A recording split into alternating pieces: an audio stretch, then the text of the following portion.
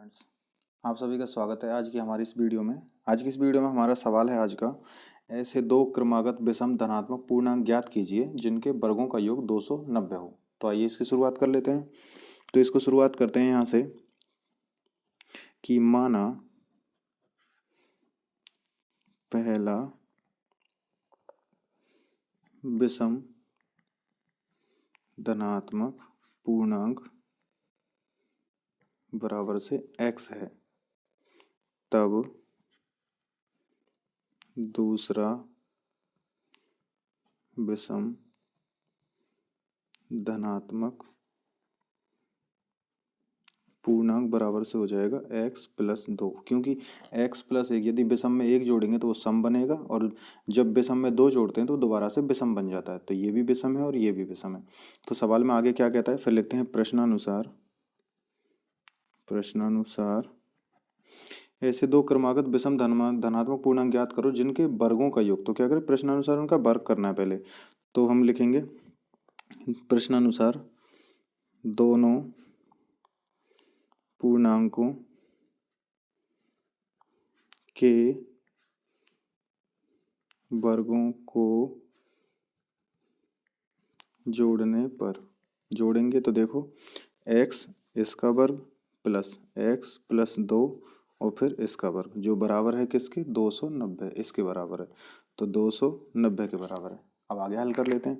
देखो x का वर्ग करेंगे तो बन जाएगा x स्क्वायर, ठीक है। फिर प्लस में यहाँ से x प्लस 2 का होल स्क्वायर करना है, तो इसका मतलब है यहाँ a प्लस b का होल स्क्वायर लग रहा है। तो क्या करेंगे, इसमें आता है a स्क्वायर यानी कि x स्क्वायर, फिर आता है प्लस b स्क्वायर मतलब कि दो का वर्ग जो आता है 4, फिर आता है 2ab मतलब कि 2 गुणा x गुणा 2, तो 2 गुणा 2 करने पर 4, 4 गुणा x करने पर प्लस में 4x, जो बराबर हो जाएगा 290 के। अब एक काम करते हैं, x square plus x square दोनों समान पद हैं तो दोनों को जोड़ देंगे, तो ये बन जाएगा 2x स्क्वायर। उसके बाद यहाँ से प्लस का 4x, और एक काम कर सकते हैं, इसको इधर ही ले आते हैं, तो ये कितना बन जाएगा, प्लस का 4 माइनस के 290 बराबर से 0। अब इसे हल कर लेते थोड़ा सा, 2x स्क्वायर प्लस में 4x और यहाँ माइनस के 2, 4 घटा देंगे 90 में से तो 86 बचेंगे, ये 86 बराबर से 0। अब यहाँ देख रहे हैं हम पूरे समीकरण, पूरा जो समीकरण है वो सम है, तो इसका मतलब इसमें 2 का भाग जा सकता है, तो हम 2 का भाग दे देंगे। तो लिखेंगे पूरे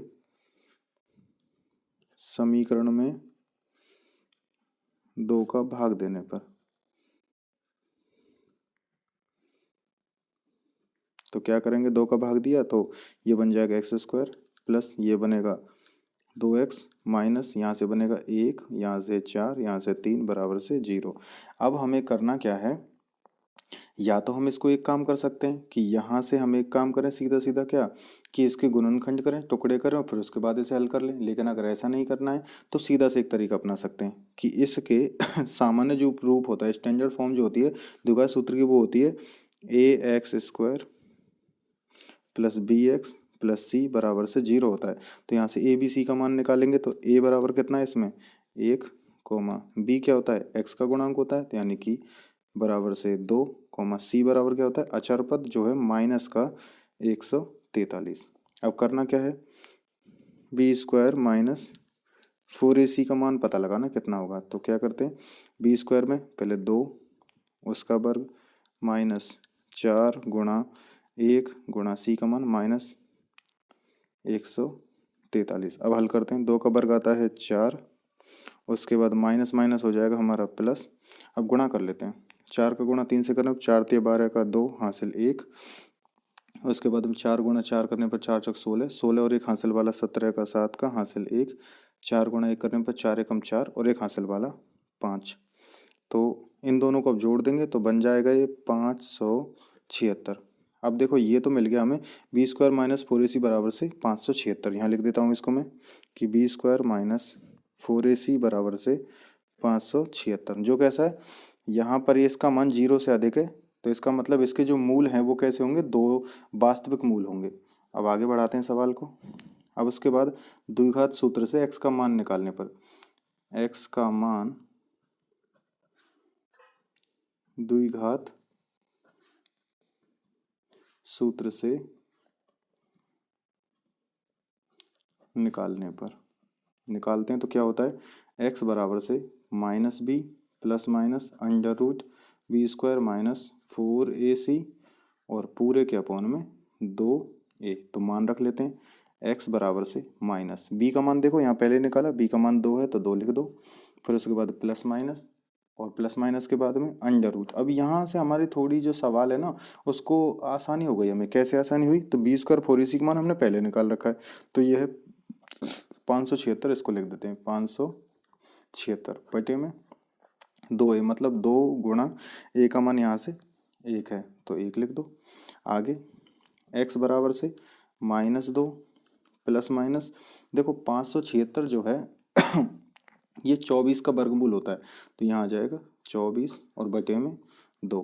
एक काम कर सकते हैं, पूरे में से 2 कॉमन आ रहा है तो 2 कॉमन ले लो, तो x बराबर कितना बन जाएगा, x बराबर से 2 कॉमन लिया तो यहाँ से कितना आएगा, -1 प्लस माइनस 24 की जगह पर 12 और ब्रैकेट क्लोज और पूरे के बटे में 2 से 2 को काट देंगे।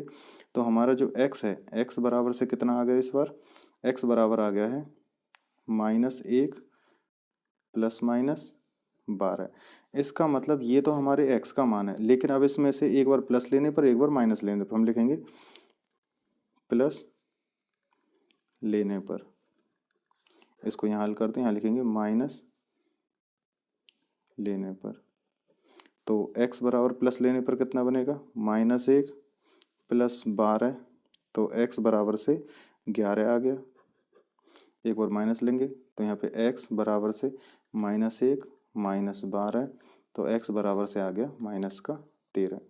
तो इस प्रकार अब एक चीज़ देखो, यदि हम माइनस के संख्या की ओर ध्यान दें तो उसने बोला कि ये तो लेना नहीं है, तो ये क्या कहेंगे, यह नहीं लेना है, या फिर यह संभव नहीं, क्योंकि उसने धनात्मक नहीं है, ये धनात्मक नहीं, ये ऋणात्मक है। ये कौन सा है, ऋणात्मक। सवाल में क्या मांगा था, धनात्मक, तो ये लेंगे हम। अब ये तो x का मान आ गया, तो अतः x प्लस 2 बराबर से कितना हो जाएगा, 11 प्लस 2 बराबर से 13। तो पहला पूर्णांक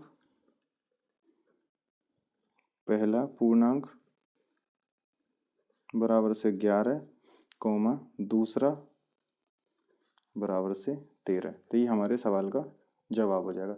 इस प्रकार से हम आसानी से अपने सवाल को हल कर सकते हैं, और ये सवाल हमारे लिए बहुत अच्छा भी है, और ये कम से कम 3 से 4 नंबर का आपको पेपर में पूछा जा सकता है। तो सैम्पल पेपर का ये क्वेश्चन है, ये आपके लिए बहुत ज़्यादा महत्वपूर्ण है। आप इसका स्क्रीनशॉट ले सकते हो और आप इसको दोबारा से देख सकते हो अगर आपको कोई भी समस्या हो तो इसमें। तो आज की वीडियो में इतना ही, फिर हम मिलेंगे एक नए सवाल के साथ नई वीडियो में। तब तक के लिए धन्यवाद।